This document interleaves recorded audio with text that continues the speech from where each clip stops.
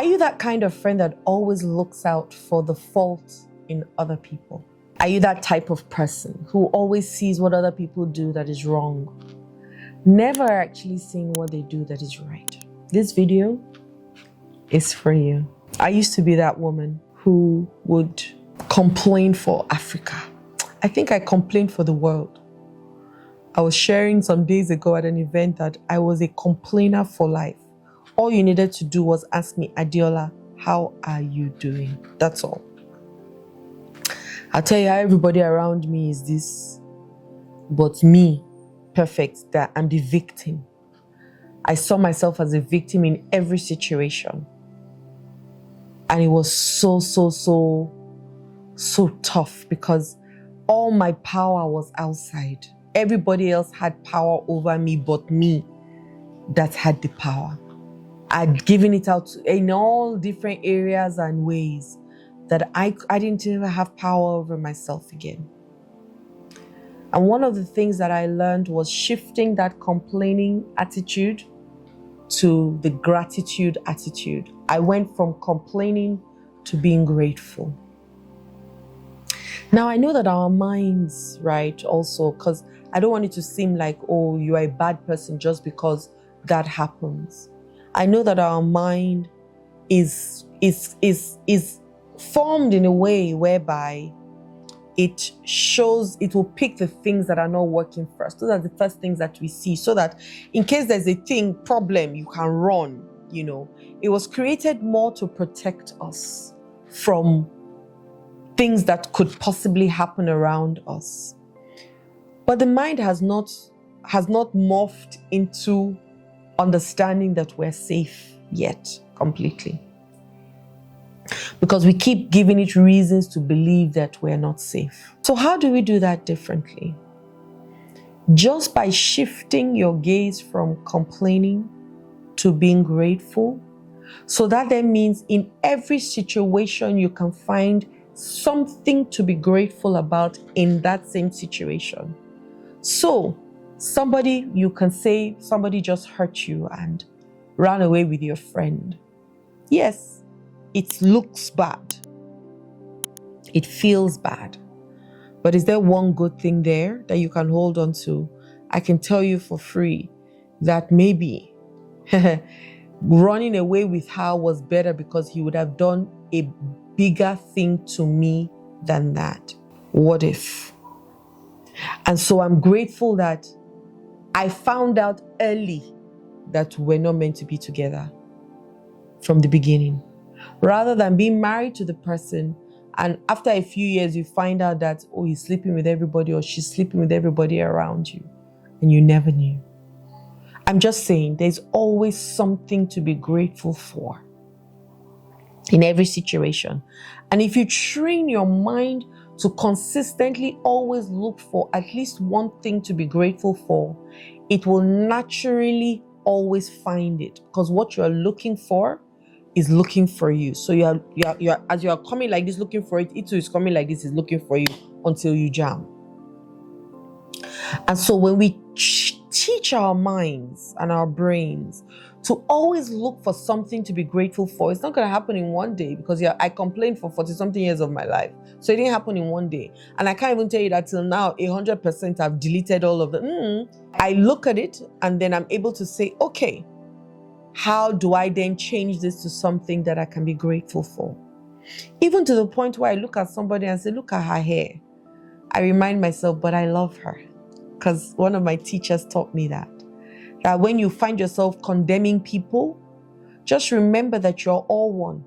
So whenever you say, look at that person, look at her ugly face and her dirty shoes, you say, but it immediately brings a smile on my face when it happens.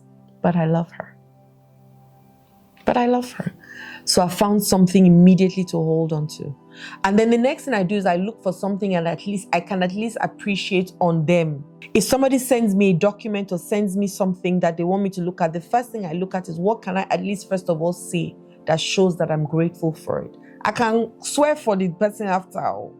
I can I can tell the person what rubbish you do. But the first thing that I've trained myself to first do is say thank you. Thank you for this. Meanwhile, can we? And then I will ask questions like, what do you then think? And they look at it and sometimes they say, yes, you're right, or no, I still think. And then we agree to disagree. But there's respect and there's empathy there.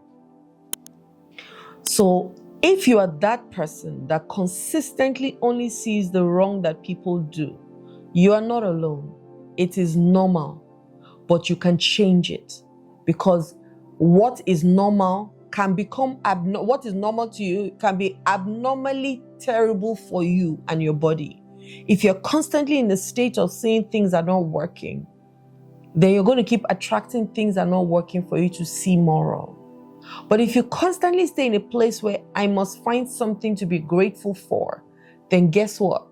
You will always, in my group sessions when I'm working with people, the first thing we do, at least the first 15 to 20 minutes, is share your wins. I want to hear some of the things that you have done that you are grateful for. Some people say, I'm grateful for life. Let's start from somewhere. Some people say, oh, this happened to me this week. I was expecting a job. And you must always find something to be grateful for. Even when people do things that are wrong, and we call it carefrontation rather than confrontation. When you start with a sentence like, what I love about you is, what I admire about you is, because there's nobody that is so bad that they don't have at least two things that you can commend them on. What I love about you is how you really show up all the time. What I admire about you, or what I respect, men like respect. What I respect about you is how you show up powerfully and how you put food on our table. Now, one thing I need to make you understand is that there are certain things that have happened to me in my past that has made me make things mean XYZ. And so when you shout at me or when you raise your voice at me in front of people, I make it mean that you disrespect me and I feel small. Those are your feelings. Because somebody else, they'll shout at them, they won't feel bad. So you feel small. So say it, share it with them. I feel small because I make it mean this. And so I feel. Now, whilst I'm working on that feeling, I need your supporting something. Is it okay that when you want to talk to me and you feel yourself a little bit aggravated by the things you want to say, can you pull me aside and say it to me where it's just both of us? Now, even if this person is an animal, if you speak to them this way, you didn't point fingers, you didn't say you always, you didn't say you never, you didn't cast any judgment on them. Everything is about how you feel and what the situation, what you have made it mean. And then you end it with support. Please, I need your support in something, and get their agreement to it. Sometimes they'll say no, which you should be okay with. But then always look for how you can turn that no to, okay, so what can we do for no to become a maybe somehow? Or how can we find something that works for you and I better? And you come to some kind of agreement. Some people call it compromise. I call it agreement. And you go from there. When they now make that same mistake again, don't forget, they have been doing it for so long. They're not going to change it overnight. What do you then do? You say, remember our agreement. Is there any support you need from me? Is there anything you need from me to help you so that you can honor our agreement? Imagine having that kind of conversation with somebody, your boss, your child, your husband, your wife, anybody. It will end up most times, at least, with respect. Unless you are really dealing with somebody who is completely off. So stop looking out for all the negative things that people do, or all the bad things, so that you can sit down and gossip about them and talk about them to the point where you now feel better than them. Cut all of that crap. Actually, there's more going on with you if you don't know. And you've got to heal all of that trauma from having to feel the need to want to be bigger than anybody or make anybody feel small just because you can. And I hope that this video has helped you. So move from complaining to gratitude and find something at least that you can be grateful for in every situation. When you ask your child to do something, first of all, thank them. Thank you for doing this. However, Do you think if we move this like this, it will be better? You even see the child say, yes, I think so. So let's do that together. And you get their buy-in. And if you do that with a child, it will work with an adult too, I promise you. So look less for the things that are not working and amplify the things that are working so that they can consume you rather than the things not working consuming you. I hope this video helped. Hi there, my name is Adiola Kingsley James. I hope that the videos that I've been creating are really helping you. Don't forget, subscribe, like, and turn on your notification bells.